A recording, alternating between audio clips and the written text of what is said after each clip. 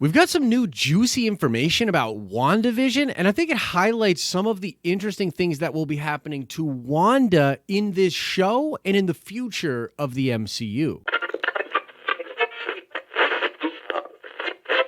What's up, everybody? It's Josh. Welcome back to the channel. Smash that like button like you're Wanda smashing up the known Marvel Universe. I can't control their fear, only my own. And let's get right into this video. So Charles Murphy had been teasing a nice little WandaVision article for Wednesday, and man, he did not disappoint. I'm going to read right from some of the article on the website, but honestly, guys, you should go check out this article. Essentially, what he did here is pretty wild. Late last year, there was a preview shown about expanding the Marvel Universe on Disney+. This was released on Disney+.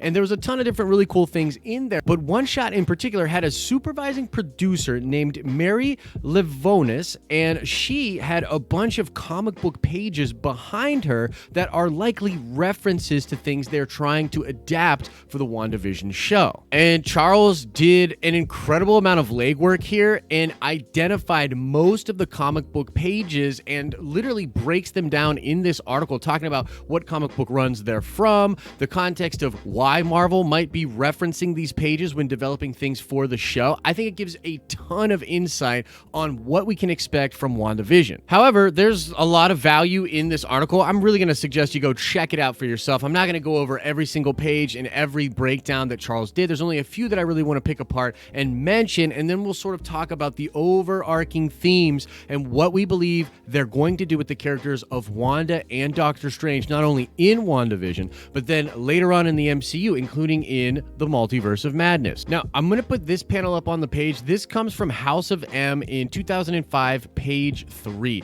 And what's going on here is Wanda is actually revisiting the memory of when she had the twins, and she's actually altering that memory. Now, Charles explains that this was following the events of Avengers Disassembled, and Wanda is essentially uncontrollably altering reality. Here, she's revisiting the birth of her children, but rewriting it just a bit before being addressed by someone just off screen who has been trying very hard to hold her back. Now, next up, there's this page here from House of M in 2005. Again, this is from issue number 7 and page 6. So what's going on this image is Wanda is being visited by Doctor Strange in astral form. Now, he's having a nice conversation with her, but where this conversation ends is with Doctor Strange literally telling her, Wanda, you brought us here. You created young Lila Miller to bring us here. And she says, I did? ? I don't know who that is. Now, Charles goes on to explain that at this point in House of M, Wanda has completely rewritten reality at the behest of her brother.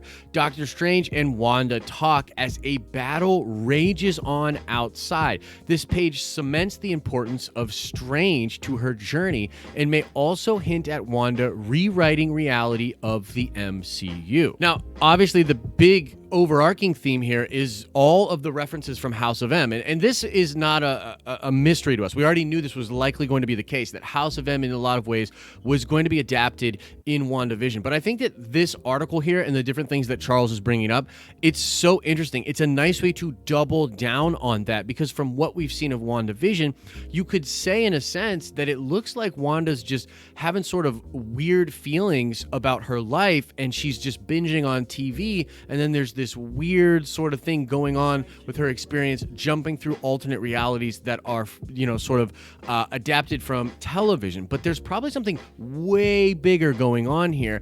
And the theme of House of M was that Wanda's power was simply out of control, and she didn't even realize how powerful she was and all of the different things that she was changing. And there's obviously a lot of focus on the twins. If you go read Charles' full article, there's a ton of stuff about the twins and Vision that were in those comic book panels that are likely, again, being adapted for WandaVision. And so the theme of the twins is going to be a big thing here.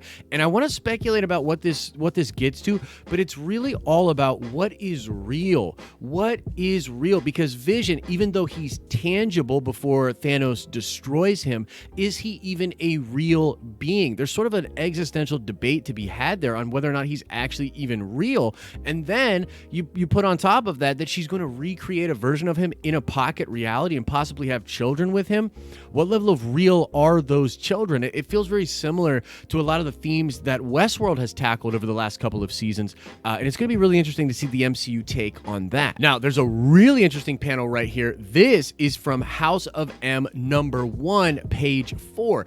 In this comic book page, we see Charles Xavier literally arguing and visiting that fake reality of when her children were born, the thing that she's visiting and rewriting, and Charles is trying to break through to her. He is trying to explain to her that you never even had children. These children are not real, and she's just continuing to break reality. And I think that what's crazy about this is, obviously, Charles Xavier is not going to be introduced in this series, but Doctor Strange, I think, will sort of have the role that he had in the initial House of M, but also he'll take that role of Charles Xavier and be the one to sort of try to bring Wanda back to reality. That's going to be really interesting. And here's another panel that was on the wall, and it's all about once Wanda realizes what she has done, all of the people that she has killed, all of the people she has destroyed, including her actual husband. It's an absurd kind of thing, right? She did do all of this damage. Now, I think this is important to bring up here, and it's sort of a sensitive topic because there's a lot of people that don't want to see Wanda become a villain. They don't want her to be vilified, and I totally understand that. My personal belief here is that the MCU version of this is going to be different, that the pocket dimension and reality that she is working with, it will create some things and there will be damage done, but there'll sort of be an effort to separate that from the real reality or the place that she leaves behind to go into this television weird reality. So in some ways, I think that'll take some of the edge off of all the destruction that she does, but it also, she needs to understand that she is causing this damage. That's an arc that she needs to go through. She needs to sort of understand the capacity of her powers, what she was able to do, and all the destruction that she has wrought by not acknowledging the power that she has and separating what she wants from what is right. Okay, so let's go to speculation town on this. Considering some of the things that we know are going to happen in the show, considering some of the rumors and leaks,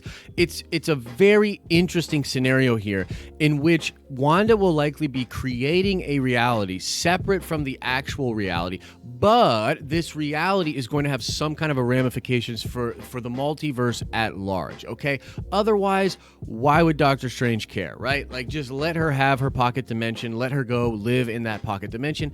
It's all good. But what I think is going to happen is it's not clean. It's not just her creating a pocket dimension. Whatever she's doing is affecting and harming the multiverse, all of these other realities. And it could have something to do with the stones being out of place and creating like chaos out of the wake of Avengers Endgame, right? That's very possible. But ultimately, what will be happening here is Wanda using this amazing power that she doesn't even necessarily realize she has, creating this weird David Lynchian universe, and Doctor Strange will be the person that's trying to break through to her, trying to get her to understand what she is doing and to get out of there. Now, there's another interesting element here, and that would be the character of Mephisto or Nightmare or something to that effect. We don't know who the villain is going to be of this series, but we've seen enough smoke and we've heard enough rumors to suggest that there will be sort of a devil-like figure, that yes, Wanda will be making all these mistakes and causing all of this harm,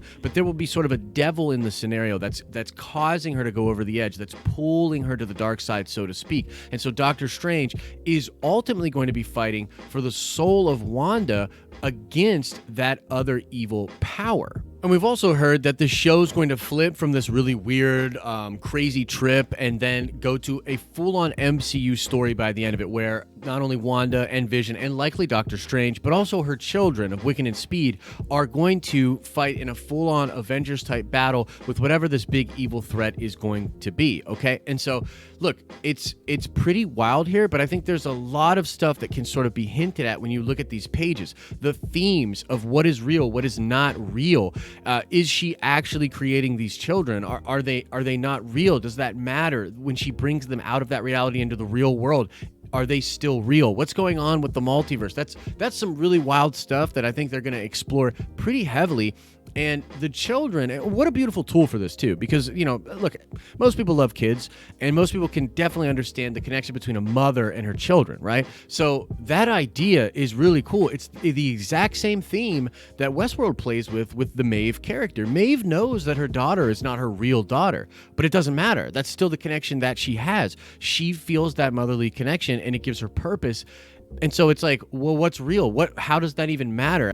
I don't know, but I just think it's interesting. But in order for the children to be real enough to exist in the Young Avengers later on in the MCU, and in order for there to be lasting consequences from what Wanda does, which will play out likely in the rest of the MCU leading into the Multiverse of Madness, there has to be a connection between actual reality and the reality that Wanda is creating. So it's very House of M. Like, it's very, very House of M. And then ultimately the idea of Xavier and Wanda and the relationship that they have, and Xavier's power being able to break through, come into Wanda's mind and try to bring her back, that is likely to be replicated, but replicated with Doctor Strange, which is really interesting, and I'm very excited to see how that plays out. So that's the report and my speculation, guys. I'm pretty pumped about what I think we're going to get with WandaVision, but I want to know what you think about this, so let us know in the comment section below. And now let's shout out Nick Helsper. Yes, indeed, the Riddler is the rumored main villain for Matt Reeves' The Batman. So shout out to you, Nick, and now let's ask another nerd card question before we get out of here. I want to know, what is the superhero moniker for the man named Simon Williams in Marvel Comics? Answer that question in the comment section below.